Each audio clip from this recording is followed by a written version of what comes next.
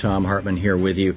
And John Perkins is with us. I just let me grab his book here. This is extraordinary. John, one of my heroes. He's written some incredible stuff.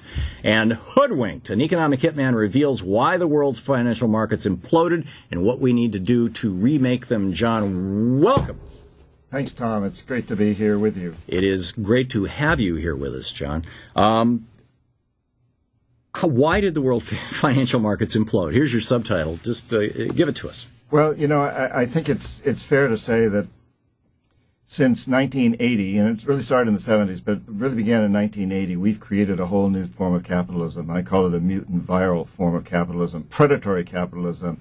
And its main basis is that business should make profits regardless of the social and environmental costs.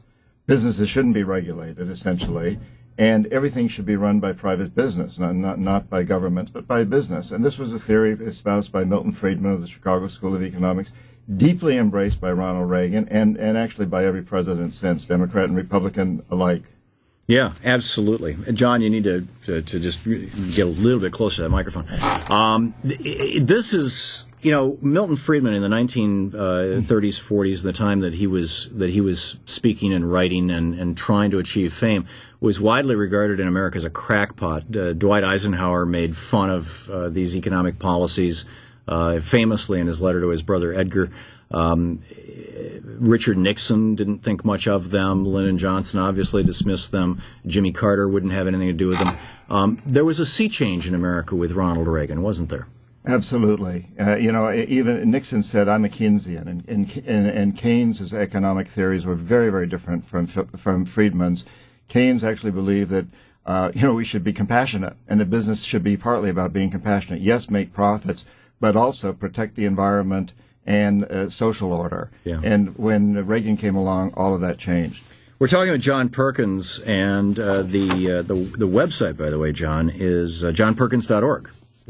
Surprise, surprise. Right, and I'm also on Twitter. And also on Twitter. Economic_Hitman. Great. Economic_Hitman. You can sign up for John's Twitter feed. And John, in your previous book, titled Confessions of an Economic Hitman, you talked about the role that you and other people like you had played in helping basically bring under the subservience of transnational corporations a number of countries around the world.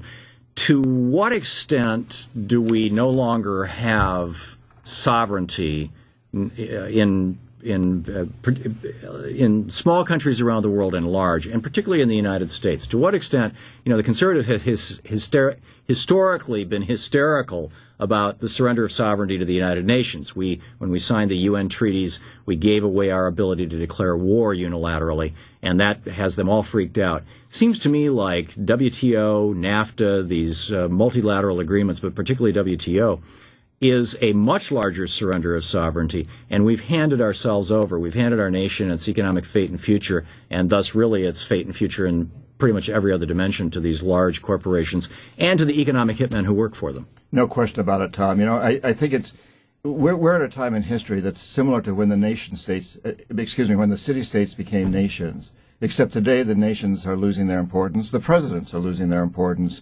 So during most of my lifetime, we could look at the world as this globe with roughly 200 countries, of which a few had a lot of power: the United Kingdom, the Soviet Union, the United States.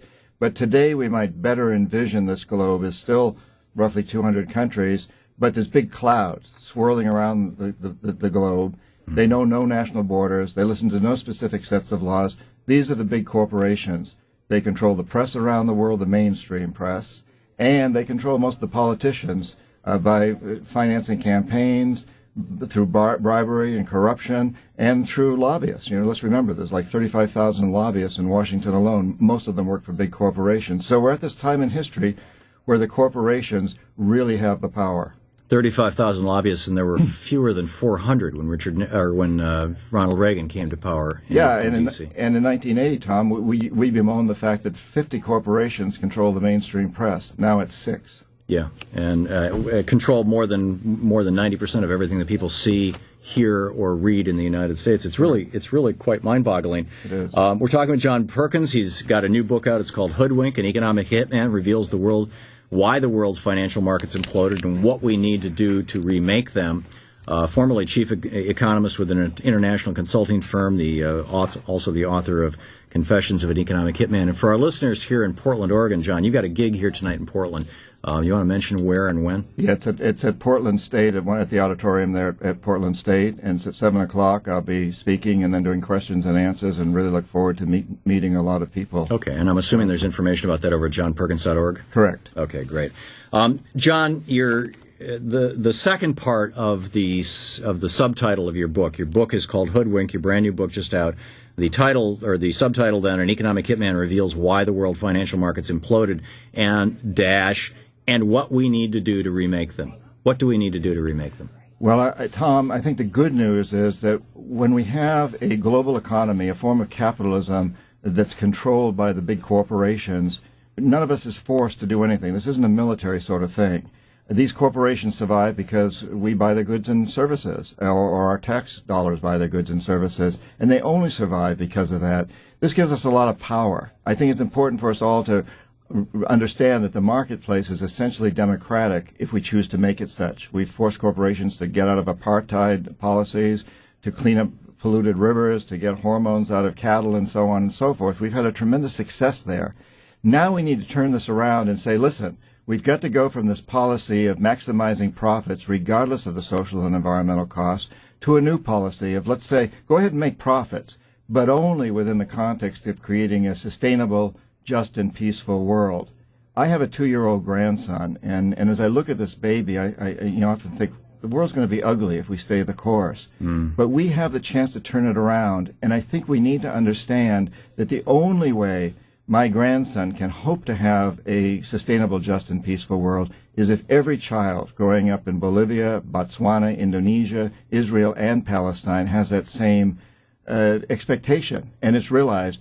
For the first time in history, we're living on a very, very small, highly interrelated planet, and we need to understand this and develop a new economy that really looks at this and is more compassionate, and rather than investing in things that create wars, things that kill people, let's get these same companies, General Dynamics, Raytheon, let's take a percentage of our tax dollar and instead hire them to create systems for cleaning up the terribly polluted waters and lands and air of our planet, for helping the starving people of Africa grow crops more efficiently and have storage and distribution systems. That's how we're going to make it a safer and more sustainable world.